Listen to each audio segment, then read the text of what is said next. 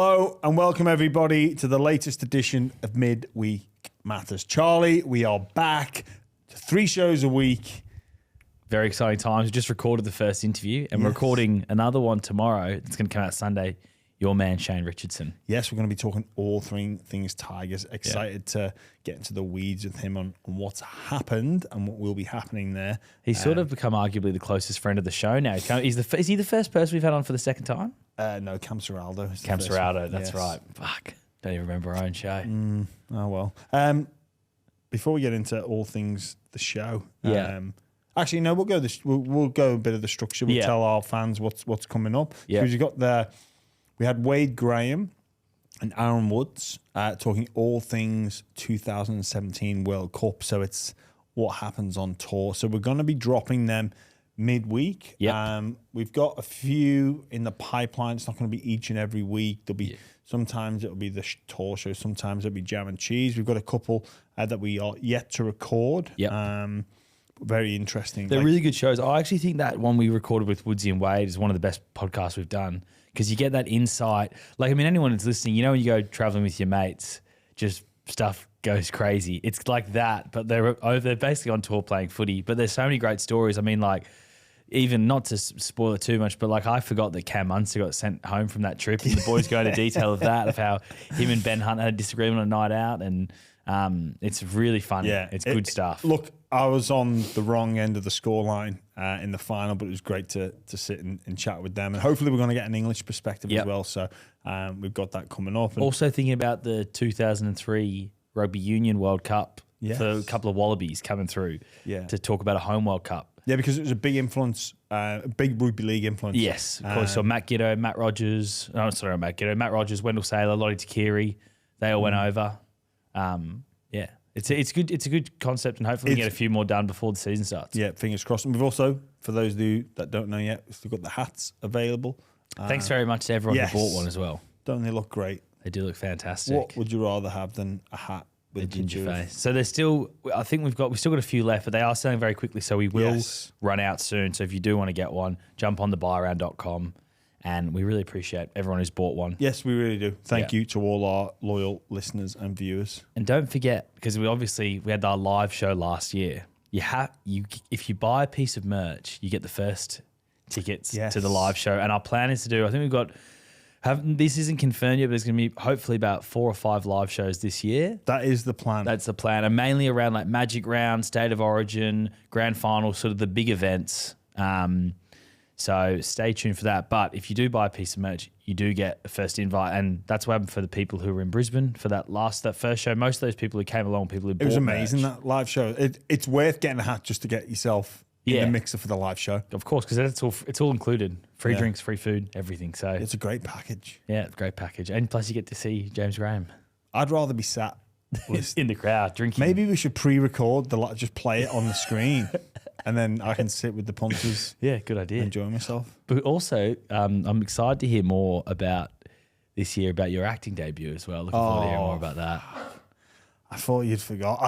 I'm still waiting. It's going to be end of Jan. I think we go for a filming day. It's only one day. End of Jan? Also, it's soon. Oh, yeah, of course. I thought we were going to come and film it and stuff. No way. But I've spoken to Brendan Cowell as well, actually, behind your back. Have you really? Yeah. Why would you do that? Just to reach out to him. I told you not to. You didn't tell me not to. I spoke to him. I specifically said, please don't do that. Yeah, but I have spoken to him. I've spoken to him on WhatsApp, actually. It doesn't matter what format. And he's keen to come in. He's keen to come in and talk about your act debut. And he actually said that you did quite a good job. Because I was like, I heard James stuffed up the audition. Is there any way we could get the tape for him auditioning for the? He's like, oh no, it's not bad at all. And I was like, oh, okay. Charlie, mate, you're playing with fire. Please don't be doing anything stupid. I've got connections everywhere. It's good to speak to Brendan. Do you want the buy around to keep going in this current format? I'm happy to. To keep going. Good. With this. So forget the chat with Brendan Cowell. You're going to be. Brendan Cowell is keen to come in though.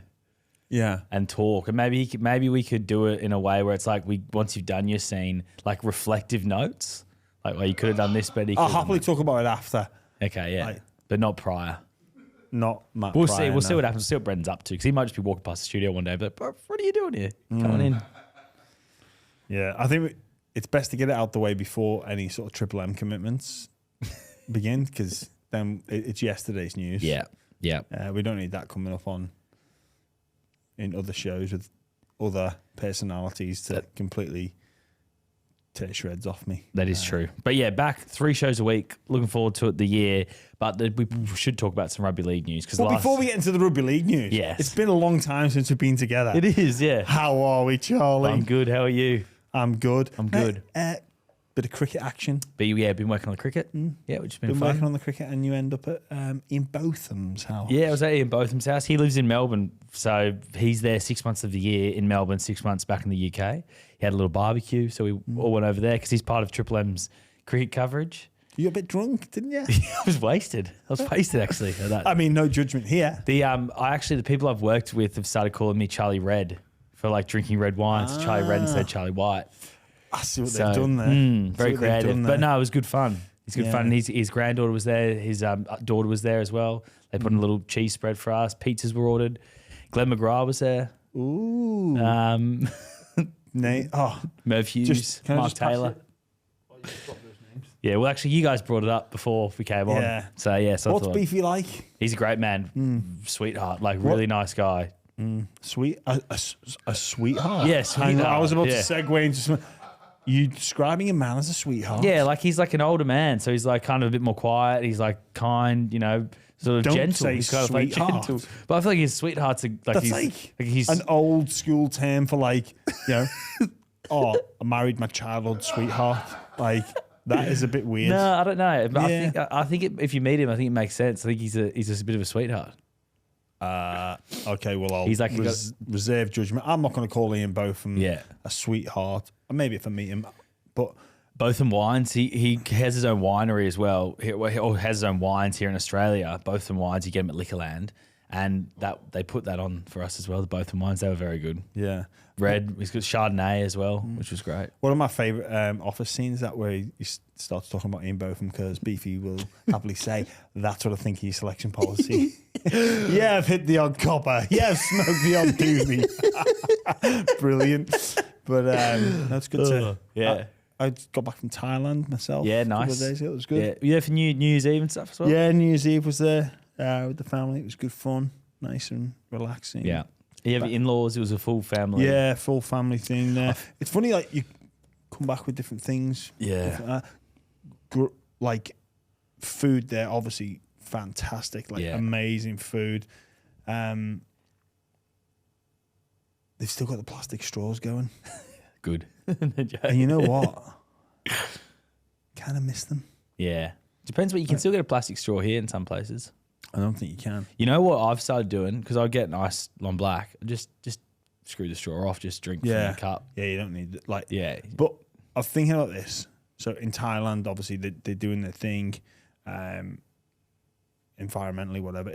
There is quite a lot of rubbish there, like in some of the canals, especially around Bangkok. Yeah. But like with the plastic thing, so randomly I needed some trainer liner socks, like anklet socks. I was in a mall, got some trainer liner socks, but you know those things that they put on clothes to stop people stealing them because they buzz? Yeah. There was like 2 of those On a pair on of these, socks. like, well, it was a pack of like maybe 6. I was like, geez, that's a bit excessive. First of all, if someone's stealing socks, like, Yeah, you almost like, just let them have it if Who you're still. cares? Yeah. But like, you put 2 on. But Yeah. surely now, like, this is like, surely now with technology, you don't need that. Yeah. Like, someone somewhere has got to invent a better thing to place on an item Yeah. of clothing. Then a massive thing that has to get ripped off Yeah. by. And so have you ever been to Uniqlo? Don't know. So they have this register where you don't scan anything and there's no tags or anything. You just pop things down on this, like, like when you go to the supermarket and you get like self-service, you just pop it there and it registers what it is. So it's like AI. Yeah. So it's like, Yeah. oh, that's the black jumper, bang, $30. So I think some stores are implementing it. So I reckon trade off let's scrap those things on clothes. Bring back the plastic straw. Yeah, not a bad idea. Do you know what I mean? Like, Yeah. and then Balances we're out. not, yeah. Yeah. And I think, How do you find traveling with in-laws and stuff like that as well? Because I reckon I'd struggle with the in-laws just in that like oh look, set place for such a long period of time. So because it's the same pros and villa. cons. Are you No, in like a we're villa? in a hotel. Oh, in a hotel. pros Okay, and yeah. So cons. you still got the you can go back to your own. Yeah. Also, funnily enough, speaking of your long blacks and things you take back from holiday, this isn't a sexual story, but you go somewhere and like you go somewhere like Thailand and you come back and you're eating curries every day. Oh, Yeah. it's great. I love the hot weather, humid weather. Eating curries doesn't make sense, but great. But your ice long blacks. Went to this cafe called Izzy's Coffee in Koh Samui, and they've got this ice long black, but with coconut water. Oh, Mate, so good, isn't it? game changer. Yeah. Like absolute game. Like I'm all about the long blacks now. Yeah. Like Mate, they're so good. The ice long blacks with a bit of coconut water instead of normal water. Well, they called like coconut cold brews, or is it like No, Yeah, so you literally do the espresso coconut water, with ice cubes. and then. But what they did in this place was they put the coconut water in the milk jug and just give it like a little froth. 3 to 5 seconds of air. In you get, mate. Just, Delicious. Oh, mate, the best. I'm morning coffee, especially in Sydney heat. Yeah. That's what I'm going with. Yeah, right. Where can you get them at a lot of places? I just make it at home. Oh, you make it at home? Yeah. Okay. Nice. Yeah, you might see over Might here. try it. Like coconut water, you'd be looking at how many? $4 for a little mini one. Yeah. like is it? Yeah. Probably. Yeah, Yeah. but over They're there, expensive, like isn't it? everywhere. Yeah. Yeah, it's the expense here. Yeah. And you're not going to be. Yeah, I think. Do you like coconuts? Just a random question, but do you like coconuts? Oh, I like the water. Yeah, but you don't Like like you don't like getting a coconut and like Oh, like drinking it. drinking it. Yeah. Yeah. Fucking, it's good. It's a bit trendy, a bit like, oh, look at me. I had one the other day, Watson's Bay, because I was in Watson's Bay with my little sisters. But how much do you reckon it cost me just from a local cafe for a coconut? For a coconut, like, Yeah, and coconut. the idea is you drink the water. Like, no, I'm drinking the coconut. So Yeah. they've chopped it So open with the thing. You're drinking the I'm coconut. drinking the coconut. water. Yeah. $10. Yeah, $10. Yeah. Exactly $10. Some of us aren't out of touch. Mate, that's insane. $10. It should be way cheaper. It's like why should it be way cheaper? Well, it's like $2 from a store. From you go Coles, Woolies, like $2. Well, if you think that's bad, what about when you buy a pot of tea from a cafe? So you're saying there, $2 for a coconut, you sell it for 10. So you've increased it 5-fold. Yeah. But think about buying bags of tea bags, mass, like 150 a be, $4 For tea bags? for tea. Yeah. Maybe 200 for $4. Yeah. Right. So what's that work out? Yeah, like 50 cents a bag? No. 200 for $4. 200 200 for $4. Oh, sorry. What does that work out like? 5 cents a bag? Yeah. Yeah. If that. Yeah. They're selling like pots of tea. Well, you get a 2 little bit cents of a milk. bag, sorry. Yeah, a little bit of milk, or even like the herbal teas. Like sell them for like $5 a pot. Yeah. It's crazy, isn't it? But it anyone is. who goes and buys tea at a cafe is an idiot. Like, what? I'm a bit with you. Yeah, like why are you going there? You're just doing it to sort of fit in, aren't you? It's like just go there, don't get anything. Or if you're gonna get something to fit in with the coffee drinkers, get yourself a juice or a smoothie, or just get yourself a water. Just like relax. You don't need to Nah, go you and get this don't- tea. And then you sit there like a muppet with your teapot, pouring tea into your cup. It's just I'd rather have a tea than a fruit juice. you know, the thing with cafes is we've taken a big detour. We'll Yeah. go back to rugby league very, very soon.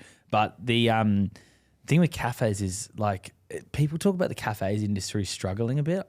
I reckon they're starting to sort of just present this view that they're struggling, and then they can up the prices a bit more. It's getting a bit crazy how much it costs for breakfast. I was in Newcastle this morning, got breakfast with side of avocado. Didn't have to get the side of avocado, of course, but it's like $6 for a side of avocado. Is it? And you're like, you can go to the grocery store and get one for like $1 these Do you days. reckon it'll ever get to the stage where people are bringing their own avo? Well, maybe Like, because bring your own side. It's funny you say. I had a mate who I got breakfast with who brought his own avocado. And you stayed? Yeah, he just snuck it on the plate. No, you stayed. You I didn't get stayed him with out him, of yeah. it. Well, he actually was like, "Do you want some?" And I took some of his avocado as well because he had like a lot. It's like a whole avocado. How did he cut it? Well, he just grabbed the knife and just did it over the table, just like recklessly. What, with like a butter knife? Yeah. It was it was quite ripe, so Yeah. it must have got through quite easily. You don't want to be bringing anything. No, yeah, like all on the nose. Yeah. You got to get So over-ripened avocado. Yeah. I wonder, imagine getting kicked out for that. It's pretty bad to do, but it's happens. But also that's the thing. Cafes, you know how avocados are cheap now. Like you go to the grocery store because there's like an abundance of them, or whatever, like $1. Well, Supply and demand. yeah, but cafes have never gone back. Yeah, but They're still increasing the cost of avocados when they're getting avocados for cheaper again. It's the biggest rip-off ever. Print the menu though. You know, if you 50-cent reduction, you print the menu. By the time you've done that, Yeah. we're talking about the environment, the plastic straws. We're never going to get plastic straws back if we're printing out menus every 5 minutes. That's true.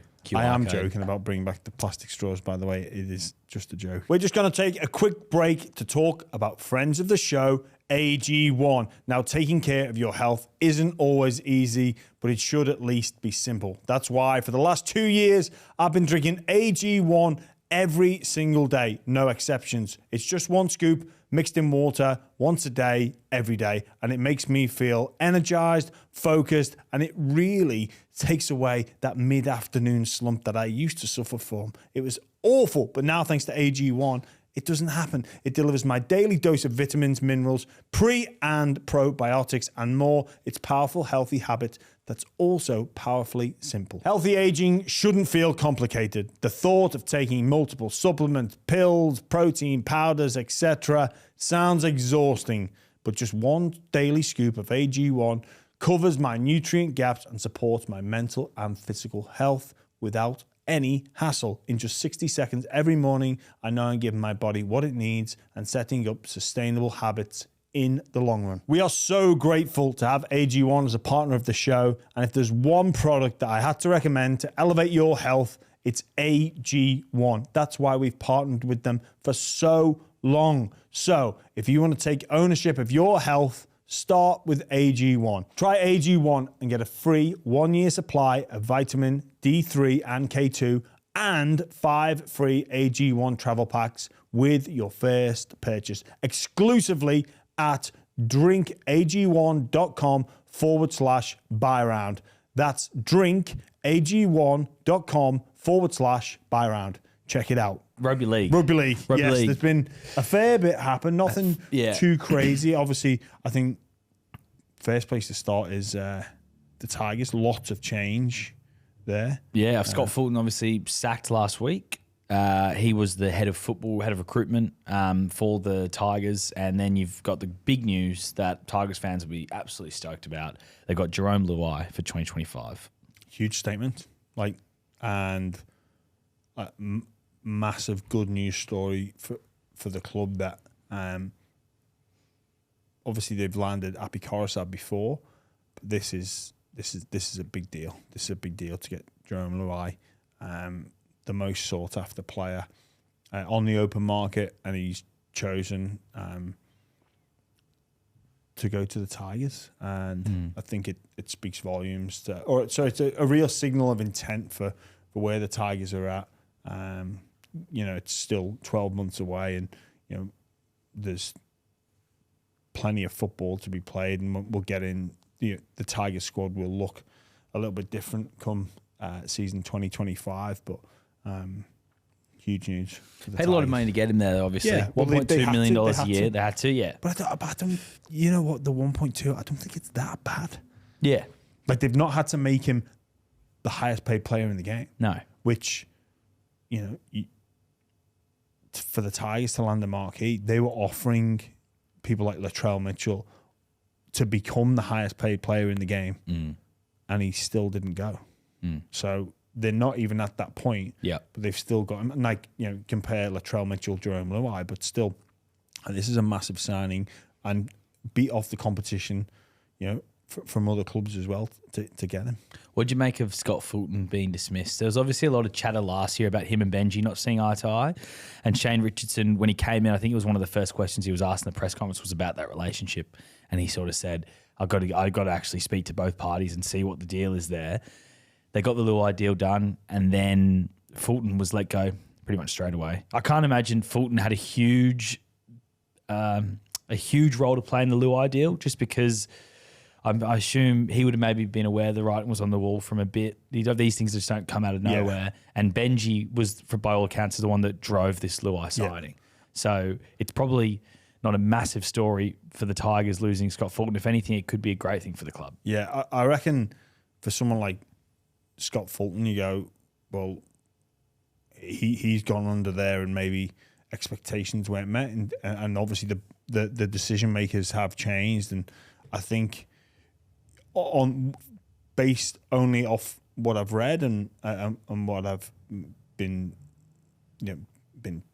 presented to me in terms of what I've read and seen in the media, is that the relationship was fractured, and I think for a rookie coach, like you can't have that. You've got to be all on the same page. You've got to be highly aligned and going in the same direction. It didn't appear that was happening. And Shane Richardson, obviously an incredibly smart operator. We've had him on the show a number of times. He's seen that this isn't going to work the way it's going, so he has to make tough decisions. Some of those tough decisions involve telling people some disappointing news. So I think all in all, it does it put the Tigers in a better position? Yes, it does. And I think they've said there's not going to be, that role is not going to be, someone isn't going to come in and replicate that role. They're going in a different format, I believe. So like a committee. It's more of a committee, isn't it? Yeah. And I think you can't have your head of football and your head coach not aligned. Well, I think head of recruitment is what I meant to say. Sorry, head of recruitment. You can't. It just doesn't work. No. It's a recipe for disaster, because if a player doesn't perform, well, you're just pointing fingers. Yeah. So then the board or whoever makes the decision on the coach's future, the CEO or whoever that may be, so let's say fast forward, a year or two, and Benji gets called in and said, well, why is your team not performing? He's just, well, Fulton bought these players. I didn't want them. The other big news then for the Tigers is Olam is in, Shawn Blair's out. This is for this season. I'm not really that sure about this deal. I think it's a bit strange. I mean, Shawn Blair's a promising forward. I know he hasn't really hit great heights, but he's had a couple of injury hiccups early in his year. He's 23 years old.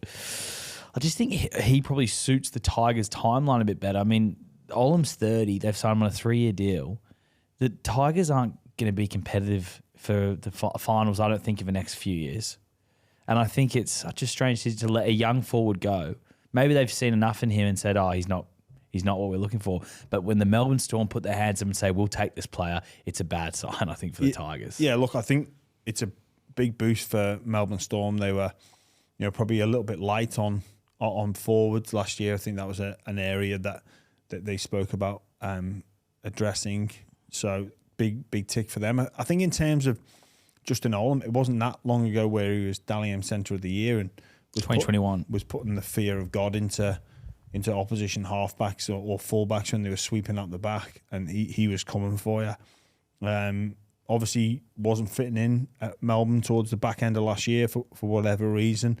Rumours around disciplinary action, or rumours around attitudes in training, stuff like that. It'd be interesting to see, because obviously the Tigers now, they've put their, Benji, first year coach, rookie coach, he's put his fork in the ground and said, well, this is what I'm looking to accept. So the example there is with David Nofaluma, where he's not made the standards and things have happened and continue to happen, but then they've recruited this player that you read certain reports about. So if he's bringing him in, he's got to keep him by the same level of standards. But I think the potential for a guy like Justin Olam is huge. We've seen when he's on, it's incredible what he can do. Like I say, he's making, as a opposition player, he's one of those that you've got to think, where is he at all times?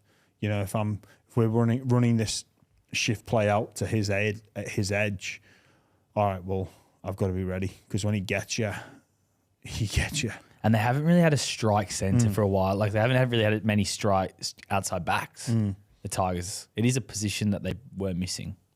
Yeah. So, Look, I think Benji would have done his homework. He'll have there'd be certain terms and conditions. Benji's trying to build something there, and clear with the treatment of Nofaluma, like being turned away from training. He's not going to accept substandard. So I think that's what they're looking to build. It is quite funny, isn't it? First show back, Tigers, and then the next topic we're going to be talking about is the Dragons. Surprise, surprise, the Tigers and the Dragons, first two clubs. And last 48 hours or so, more bad news for the Dragons.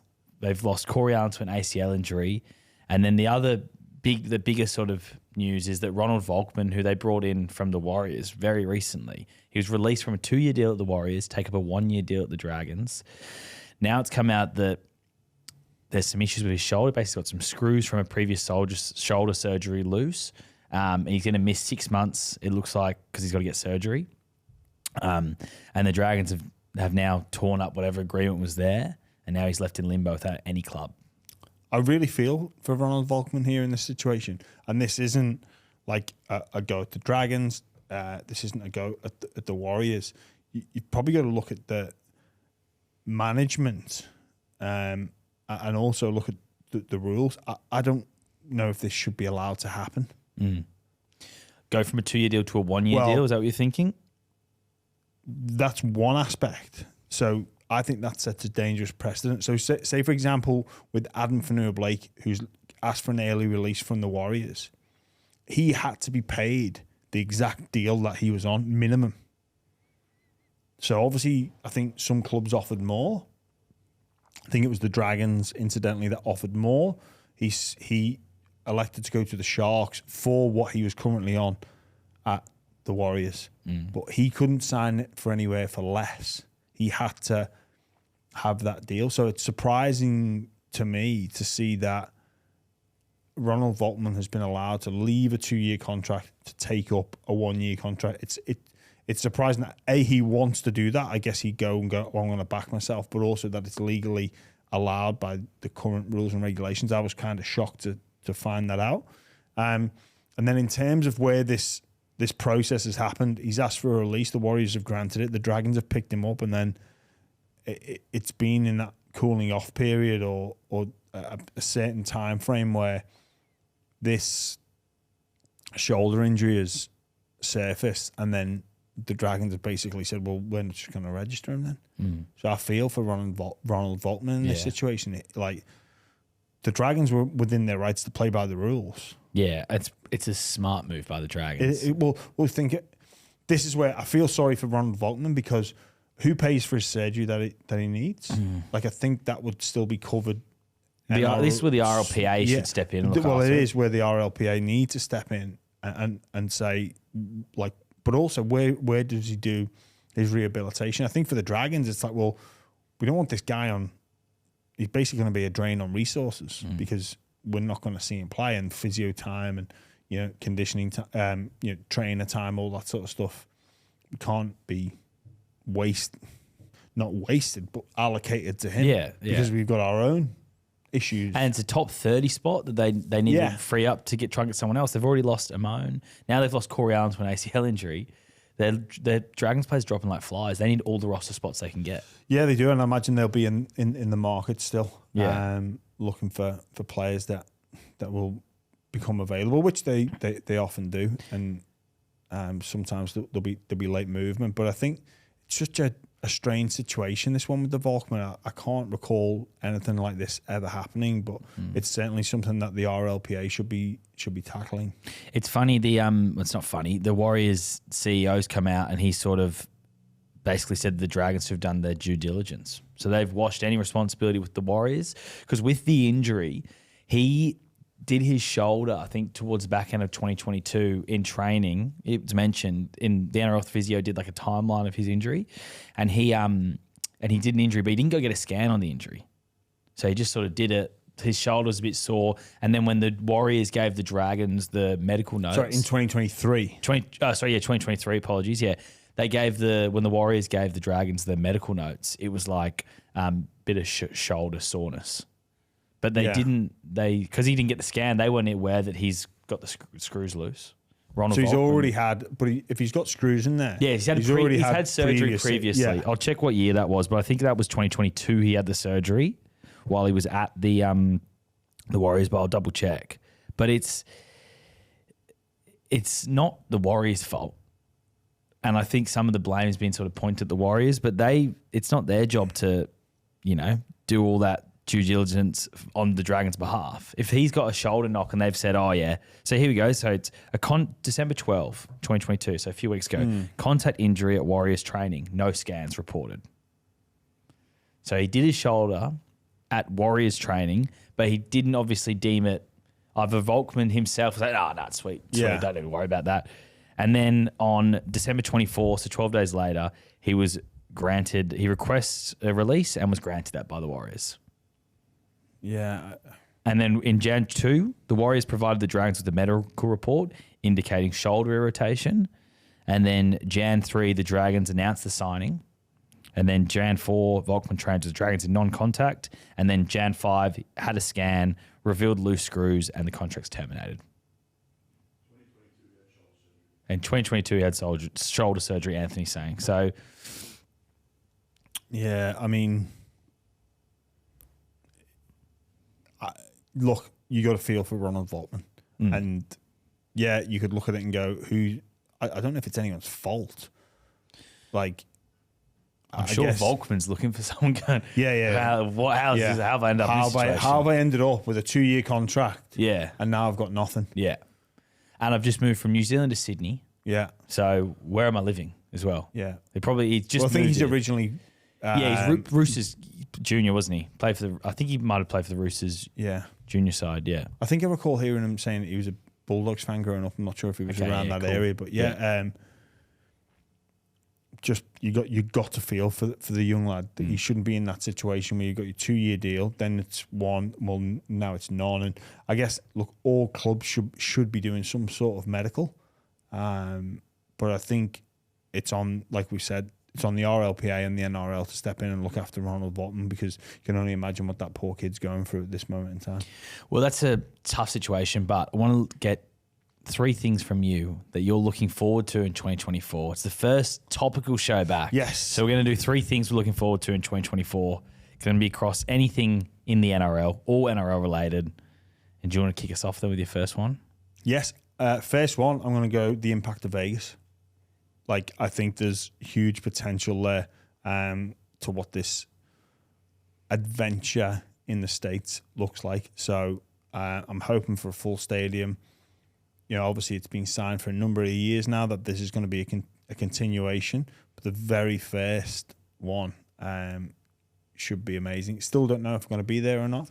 I mean, yes, no, potentially, whatever. It doesn't really matter in terms of this for the NRL. Yeah, it can have huge implications. I really hope it's a success, and even just the impact of the teams when they return to Sydney. They are a real smart move by the NRL to have the 4 teams play each other in the first, obviously round 1, which is over there, but then the next 2 rounds they'll play the other 2 teams that they don't play over there. So I think that's smart. That'll lessen the impact, and there's no going, oh well, hang on. You could see a competitive advantage to playing the team off the return to travel, but if they're all in the same boat, I think that's really smart for them to think of that. But also just the impact that it'll have on the potential for the American public, and where we could be in 10, 20 years time, and we look back and go, oh, that 2024 move to Vegas, well, that was the start of it all. Who could have thought we would have got to this? And you say that in 20 years. Yeah, looking forward to the impact of Vegas. And big congratulations to the NRL. Obviously, Aaron Woods and Campbell Graham, a couple of players just went over to Vegas. The fact that they were able to get them on Fox TV, and it's incredible. I don't know who's organised that. I'd love to give them credit, but it's such a huge effort by them, because it makes a massive difference, actually, because the NFL audience is probably the kind of fan that you want to bring over the rugby league. It's exactly the same type of person. It's the demographic they're looking for. You like collision sport, come and watch this. It's going to be interesting as well. Then it's a slightly narrower field.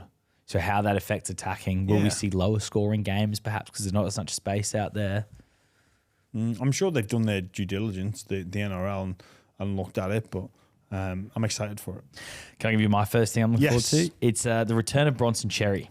He's obviously been out of the game due to testing positive for performance enhancers, but when he played that first season in the NRL, he looked like he was going to become one of the great centres in the game. It looked like he was almost ready for Origin in his first year. So talented, just a level of athleticism that is so rare.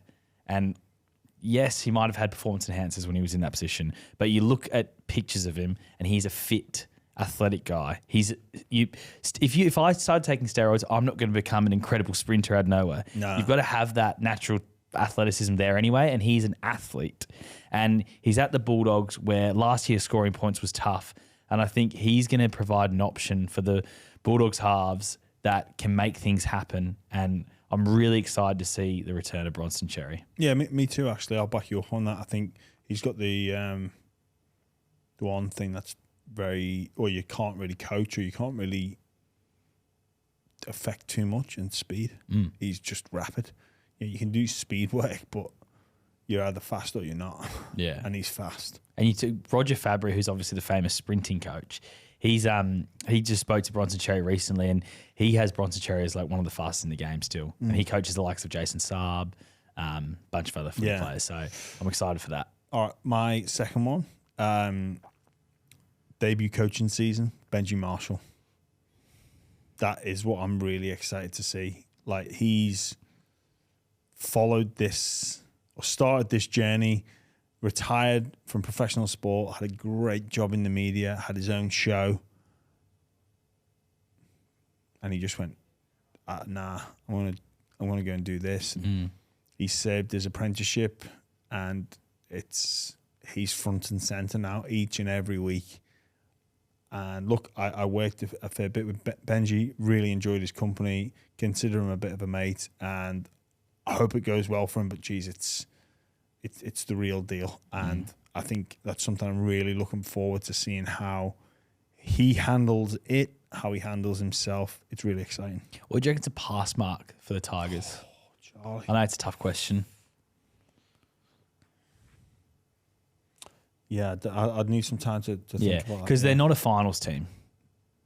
They're not going to make the top eight. No. There's just too many good teams. You look at the teams that missed the top eight Yeah. last year, they're going to be a bit better, the Eels and the Rabbitohs. Like, they're not a top eight team. So they're probably a bottom four team. So, but I don't think they'll get the same pressure that they had last year. I think getting rid of the clean out of the board and the clean out, some of the other stuff going in the club, I think is going to give them a bit less pressure this year, the Tigers. Yeah. And a bit less head noise for the players as well. So, All right, my second thing, I'm really excited to see the growth of Sam Walker. It's his fourth year in the NRL this season. So he's still only 21 years old. Last year he got dropped in round 7, but he got back into the team to the back end of the year, and it seemed like he had bounced back well. It seemed like it made a positive impact on him. And it's really hard as a young half to come into the NRL and dominate, and like no halves do, really. Like, even I looked at Nathan Cleary's stats before coming on here. Penrith weren't a contender with Nathan Cleary until his 5th year. Yes, he might have played Origin in his 4th year, in his 3rd year, Nathan Cleary, but they weren't a contender, the Panthers, with Nathan Cleary until his 5th year. And I think that the Roosters are maybe going to get back to that contending level this year. And if they do that, it's going to be largely due to the growth of Sam Walker. So I'm pretty excited to see how he goes this year. And because really, he's the best young half in the game. He's only 21 years old. and mate, you know what? It's insane the amount of like speculation and pressure and just demanding perfection each and every week. And we see him play some games and put on a bit of a clinic, and you're like, oh, well, we need to see that every week now. That's Sam Walker's had a really good game, great game, man of the match. Well, if he's not doing that every week, he's rubbish. Yeah. And it's crazy. Oh, he's done. Oh, I'll drop him. It's like, well, hang on a minute. Like, the expectation, the level of consistency. Yeah, I like your thinking. My third one, the impact of Stephen Crichton. Okay. I am really excited to see how he leaves Penrith and the impact that he can have on the Bulldogs. I've heard some fantastic things about what he's doing there already. You know, we look back and we assess last year's grand final, and obviously Nathan Cleary, 11 out of 10, beyond insane what he did. But don't underestimate the impact of Stephen Crichton. The try that he scored, I don't know if he should score that. I don't know if he should score that try. I don't know if there's many other players in the game that score that try in the centre position. Now, I think Stephen Crichton is probably was underrated and undervalued. Not undervalued, but in terms of like the general perception of him at Penrith, like, the Cleary and Fisher Harris, Leota, Luai, Edwards.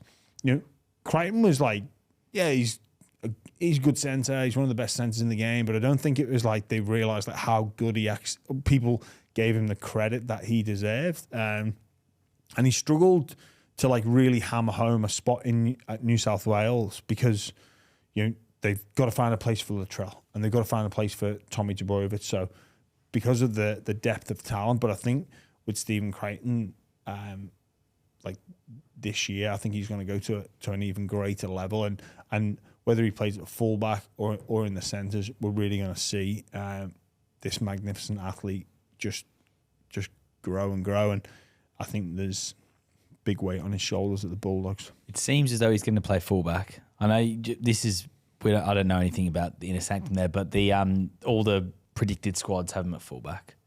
And it's funny, a lot of people were talking about whether he can transition. He actually was a fullback. He came into the NRL as a fullback. He came off the bench at the start for Penrith because they saw him as more of a fullback. He came off the bench as sort of come in and sort of play like a secondary fullback role. Yeah. Yeah, it'd be interesting to see because obviously that's the beginning. He makes his name as a centre. Whether or not he goes into the fullback spot, I'm not too sure. But yeah. Two Bulldogs things then. Two Bulldogs. Well, you picked one. Yeah. All right. Finally, then I've gone with the bounce back of the Bunnies. Ooh. I think they have one of the best rosters in the NRL. I think Jason Mitchell is one of the best coaches in the NRL, and I think 1 year we are going to see Latrell Mitchell just dominate an entire year of footy, and I think this year could be the year where he just kills it in Clubland, kills it in Origin, wins the Dally M, carries the South to the top of the ladder, and they go on and win the premiership. I think Latrell Mitchell is that good of a player. He's got that in him. He's got that in him where he can just dominate for a full year and just stay healthy. He's due a bit of luck in that regard. He's been a bit unlucky with health the last few years. So I think he's set up to have one of those years eventually, and I think this year could be the year. Well, if you look at, I don't think it was any coincidence that South's nosedived after him, the injury around State of Origin. Yeah, and that travel they had to do as well. Yeah, was crazy. And then you think about that. Most players can't lose their best player for 12 weeks of the year and still be a contender. Yeah. But the depth of South, everyone's like, they should still be winning every week when he was not playing. And he's so influential. Yeah, and obviously his mate Jack Whiten is there as well. So yes, that's another thing that's going to be so exciting. Be interesting to see what they do with their halves. Yeah, I reckon, and their because. Again, I said this at the back end of last year. Tass is too good not to play. Mm-hmm. Well, there's talk about Jack White playing in the back row. On an edge? I don't know. There was talk. That was the talk. There was an article that came out that Jack White's either going to play on the edge or the centres. Do you know, I think Lockie Ilias probably needs to get off the year to a good start as well. Because if South struggle, that's a very simple switch that you could make. You go, Cody Walker and Jack Whiten as our halves, and then we can have Tass in the team. And again, we speak about young halves and Ilias and like the journey that he's been on again. But there's pressure on him to be Adam Reynolds. Yeah, I know, and he's not Adam Reynolds. And he's, to be fair, Lockie Ilias has come into the NRL and done a really good job. Yeah, I agree. Yeah, and especially with they've got so many explosive players, they need like a general to move them around, don't they? And he's still growing into that role, but I like it, Charlie. Very good. Well, let's move on then, because we've talked about Dragons, talked about the Tigers, but another club that doesn't make as many headlines is the Gold Coast Titans. And your man Des Hasler, he's already making moves there. AJ Brimson is apparently going to shift to the centres, and then Jaden Campbell's going to get that fullback spot. Yeah, well, if you look at what Des has managed to do with fullbacks at other clubs, it's one of his favourite positions to work with. Instantly think to Benny Barber and his impact in 2012 with him. Obviously with Trebojevic and Stewart at Manly at different points there too. So he likes to work with his fullback, likes to center game plans around that. And I think with Brimson, look, I think he probably is a better fullback, but for the makeup of the team, you have him in the centre and then Jaden Campbell at fullback. Brimson, he picked up quite a few injuries last year, and with any coach and with any game plan, the load and the demands of fullback, you've got to be a person that I think is naturally fit and not injury prone. And I think if you look at studies and you actually get into the weeds of it, there are people say, oh, bad luck. No, there are actually people that are genetically more prone to injuries than others. So unfortunately for Brimson, he's one of those people, or it certainly appears he's one of those people. And the greatest predictor for future injury is previous injury. So that within itself says that he needs to be in a position where he's not going to be as demanded. Centre is the easiest position to play in terms of workload in a game of rugby league, I believe. So have him there, and he's better for the team. He can still have a very strong impact on the game, but then you can't have a guy like Jaden Campbell sitting in the wings. He's too good to not be playing each and every week. He's got to play, and I think that's the only position for him is fullback. So it makes sense. It's going to be interesting how they go next year, because obviously their forward pack is unbelievable. They've got some great outside backs, but their spine is sort of the question mark. Yes, you got Jaden Campbell coming out fullbacks, but their halves, you got it's Foreign, yeah, Boyd, yeah, and then their 9 Verrills goes good. There's something to work with. There's certainly something to work with. So, but mate, just like a lot of teams, there's so much excitement around. Yeah, yeah. I reckon this year could be the deepest in terms of quality sides from top to bottom. Mate, just keep the standard of NRL just keeps on going up. Yeah, you look at it, like you say, you mentioned those teams that didn't make the 8 that are coming for it. Cowboys is another one I didn't mention, yeah. And you even think the Roosters did, and they got to week 2 of the finals, but they underachieved last year. They're going to bounce. They made week 2 of the finals, and they're still going to bounce back. And they signed Dom Young, Spencer Linier. Yeah. I reckon that it's going up again. One team, just quickly, I didn't have it on the rundown, but the Canberra Raiders. I reckon that's a team that is set for a big fall this year. Yeah, but they all said that when they were making up the numbers in the finals, didn't they? And geez, they give it a shake up at Newcastle. Yeah, they did. Made the top 8. I saw some stat on Fox Sports today. I followed their Instagram. They're the only team ever to make the top 8 with have a positive win record with a minus 100 plus points differential. Mathematically, it makes no sense at all. No, it does. But it doesn't make any sense mathematically, because how you can have a positive record but then you got a minus 100? I mean, it happened, so it obviously makes sense, but it doesn't make sense. I know what you're trying to say. Yeah. Hence why it's not really happened before. It's a mathematical anomaly, you would say. No, I wouldn't say that. All right. Good to see you, mate. Anyway, yeah. Brendan Cowell video.